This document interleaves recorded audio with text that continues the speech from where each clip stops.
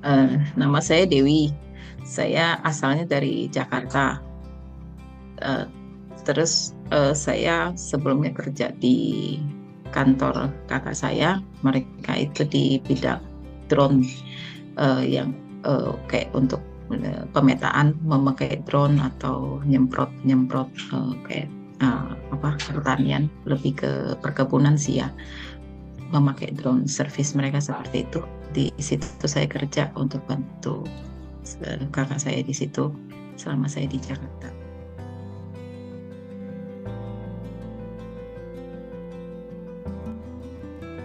Em, Kalau awalnya sih lebih ke karena anak sih ya. Awalnya kan saya tuh ke pameran ketemu sama Marcel tuh, pameran buat cari kuliah buat anak. Terus kebetulan ketemu Marcel, terus tanya sama Marcel. Marcel tanya anak ibu berapa, saya bilang empat. Saya bilang saya cari beasiswa buat mereka kalau ada, saya bilang gitu. Terus Marcel bilang, ngapain ibu bayarin empat gitu, dari lebih baik ibu bayar satu tapi dapat empat, katanya gitu. Saya bilang apa iya masa ada gitu.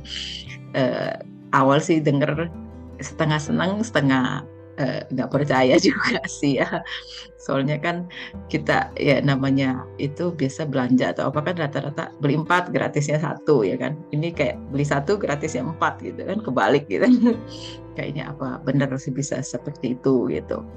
eh, Sempat ragu lah gitu, banyak nanya-nanya sih sama Marcel, apa benar kayak gini, apa benar ada program gini, maksudnya jangan cuma diiming-iming aja nanti kecewa kan.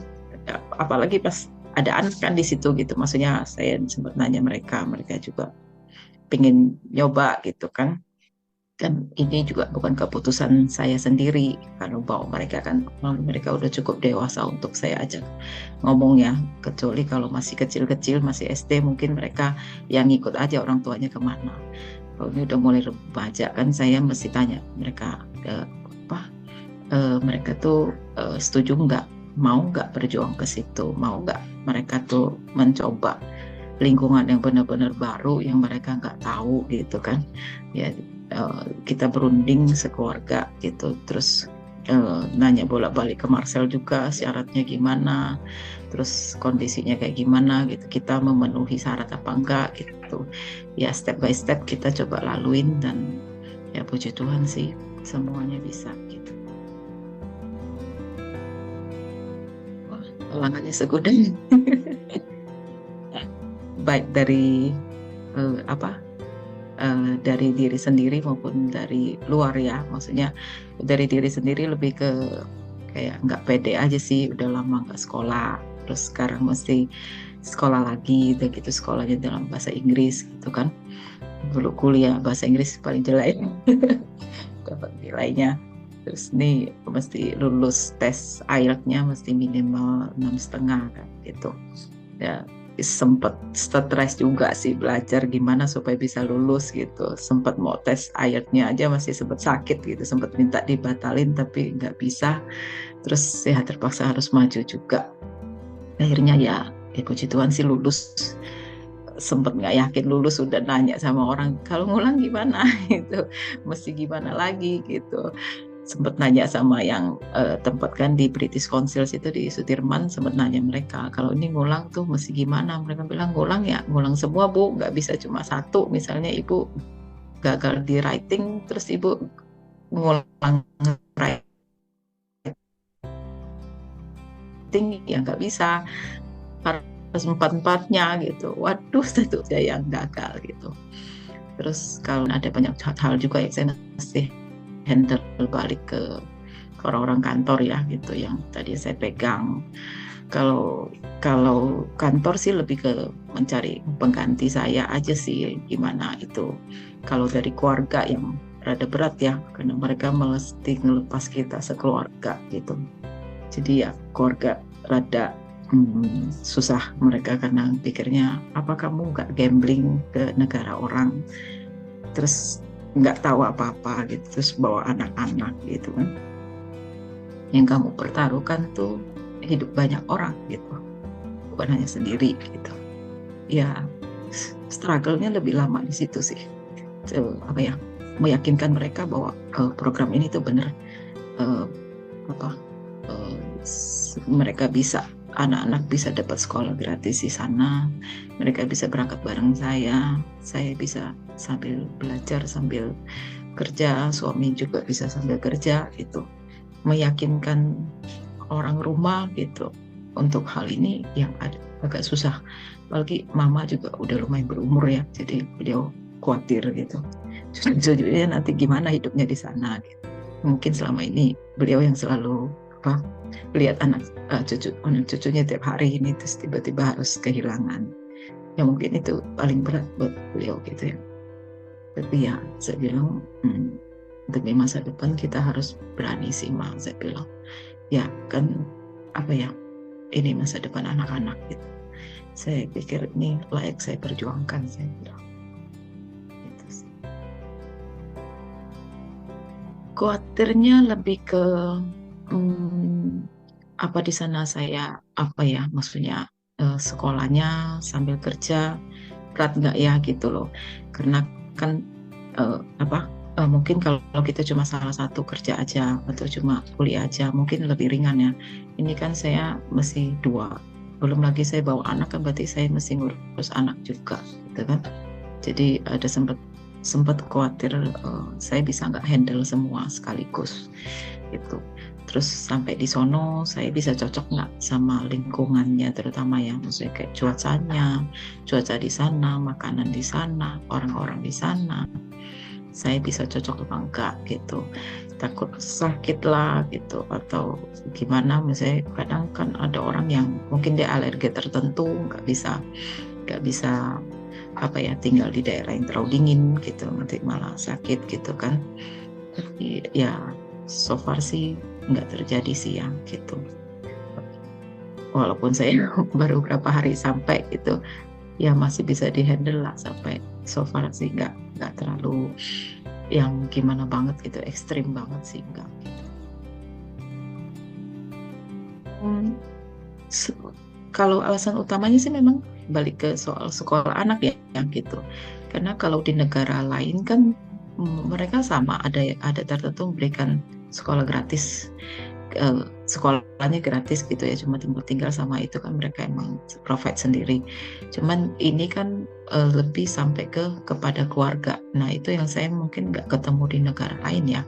Kalau di negara-negara yang lain mereka cuma kasih sampai orang itu aja, orang tersebut aja yang sekolah yang dapat gratis gitu. Kalau ini kan ibaratnya sampai anak-anak saya sampai dapat gratis gitu kan.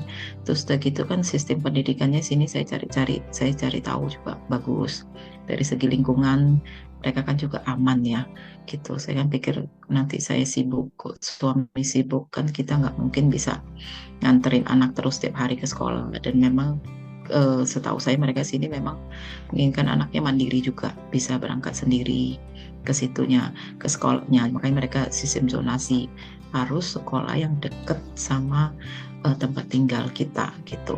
Jadi anak-anak lebih gampang untuk berangkat sendiri gitu kan. Nah kan saya pikir kalau kayak di Jakarta nggak mungkin saya bisa ngizinin anak saya berangkat sendiri itu sendiri ya, dari faktor keamanan gitu loh. Tapi kalau saya baca-baca di New Zealand tuh boleh dibilang kriminalnya itu zero gitu ya, hampir nggak ada lah, mungkin ada tapi nggak terlalu heboh atau sampai yang parah gitu. Jadi itu sih yang paling membuat saya lebih nggak khawatir ya, bahwa tingkat kejahatan sini nggak tinggi gitu. Terus juga kayak beban sekolahnya juga nggak berat gitu. Mereka paling cuma ada 5 subjek di sini, nggak seperti Indonesia kan menurut saya banyak subjek-subjek yang memberatkan, yang ya nggak tahu gunanya, ada gunanya apa enggak, tapi kan diwajibkan, jadi kadang-kadang jadi beban buat anak ya. Kalau di sono saya baca sih enggak, cuma paling 5 subjek, itu pun yang utama. Terus yang paling heboh nggak ada PR ya, mungkin itu paling bikin anak-anak happy gitu. Terus juga untuk anak saya nanti yang udah besar, yang pernah kuliah, mereka tuh kayak ada kayak magang ya, kayak semacam bisa magang dulu gitu sebelum kuliah. Jadi kan mematangkan anak kan, maksudnya mereka nggak salah milih jurusan nanti kalau udah kuliah. Jadi mereka bisa nyoba-nyoba dulu, pulang sekolah mereka bisa kayak workshopnya atau apalah gitu yang mereka bisa pergi sono, coba dulu kerja kayak gini, mereka senang nggak gitu. Jadi kalau mereka udah oke, baru mereka kuliah. Menurut saya itu yang nggak ada di Indonesia ya, karena kalau di Indonesia kita udah sering banyak denger salah milih jurusan gitu.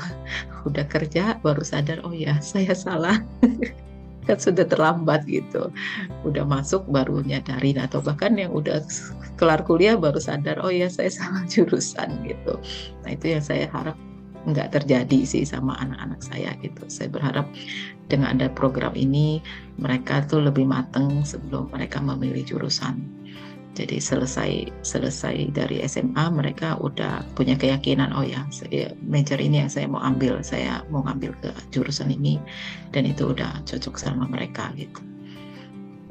Gitu.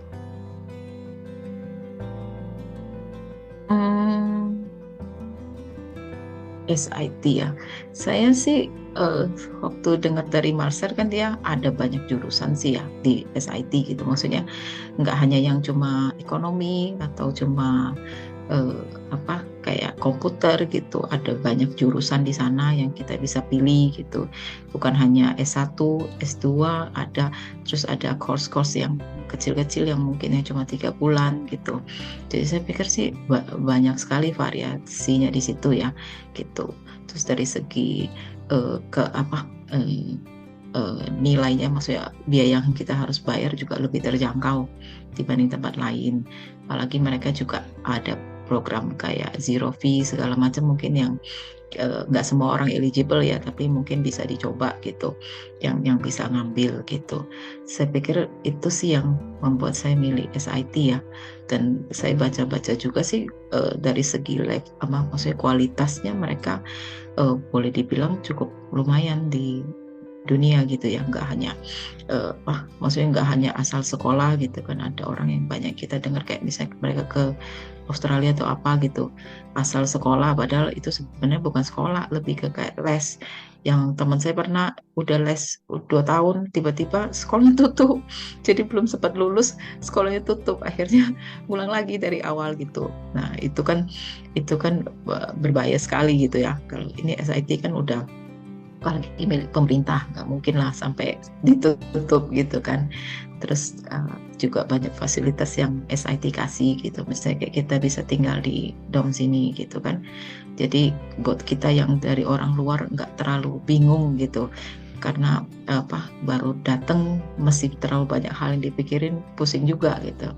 Musingin tinggal di mana gitu kan, terus musingin kayak misalnya kita dari airport ke tempat tinggalnya tuh gimana gitu, karena ini kan bukan negara kita gitu loh. Jadi kita banyak hal yang kita nggak bisa arrange sendiri gitu kan. Nah ini karena udah disiapin sama SIT, menurut saya ya servisnya cukup membuat kita ngerasa nyaman ya gitu untuk sampai di sini gitu dengan kondisi udah ada tempat tinggal. Ya nanti soal cocok nggak cocok itu kan kita masing-masing. Nanti kalau kita nggak cocok 2 minggu yang free ini, ya kita masih bisa pilih di tempat lain, atau kita udah punya temen mau sekolah mau tinggal bareng di luar SIT masih bisa. Jadi saya pikir sih SIT memberikan servis yang bagus sih. Kalau SIT-nya sendiri sih kemarin saya baru masuk orientasi juga karena udah ketinggalan cuma 1 jam. Oh ya, kalau boleh kesempatan ini saya mau ngomong sama teman-teman. Ada satu pengalaman yang yang penting yang saya dapat ketika maksudnya berangkat dari Jakarta sampai ke Australia gitu ya, sampai ke New Zealand. Nah ini ada satu yang saya ingetin sama teman-teman, nanti kalau beli tiket tolong diperhatiin gitu. Memang kan ada ketentuan 8 jam di transit di Australia itu nggak perlu visa, tapi ternyata ada ketentuan lain yang saya juga nggak tahu tadinya. Jadi mereka ada ketentuan bahwa hanya bisa free visa tanpa harus ada visa transit di Australia, asalkan kalian tuh beli tiket yang connecting connecting tuh bukan hanya berarti bahwa kalian bisa terbang dari satu tempat ke tempat lain tanpa bisa sambung nyambung ya, tapi ternyata yang namanya connecting itu bagasi kita tuh nggak keluar.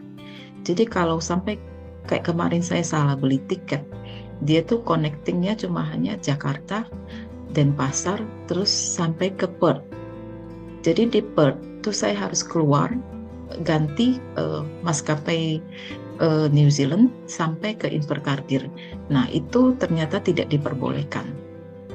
Ketika saya sampai di Bali itu sudah tidak diperbolehkan untuk masuk ke masuk ke Perth karena dianggap tidak punya visa. Jadi mereka tidak mengizinkan saya terbang, tidak dikasih boarding pass karena dianggap tidak boleh masuk ke Australia. Jadi pastikan nanti kalau saudara-saudara beli tiket, kalau saudara tidak mau mengajukan visa transit di Australia, mau langsung tanpa visa transit, pastikan saudara beli tiket yang connecting dari Jakarta, maksudnya tempat mau dari Jakarta ke Denpasar atau dari mana aja yang transit di Australianya tuh connecting. Jadi Anda tidak harus keluar dari pesawat dan tidak harus mengambil bagasi. Jadi yang langsung bagasinya langsung sampai ke New Zealand gitu. Tapi kalau sampai tiketnya Anda harus keluar untuk ngambil bagasi, itu artinya nggak connecting dan tetap harus pakai visa walaupun tidak lebih dari 8 jam. Kalau tidak akan seperti saya, paksa beli tiket lagi yang connecting dari Denpasar sampai ke Auckland.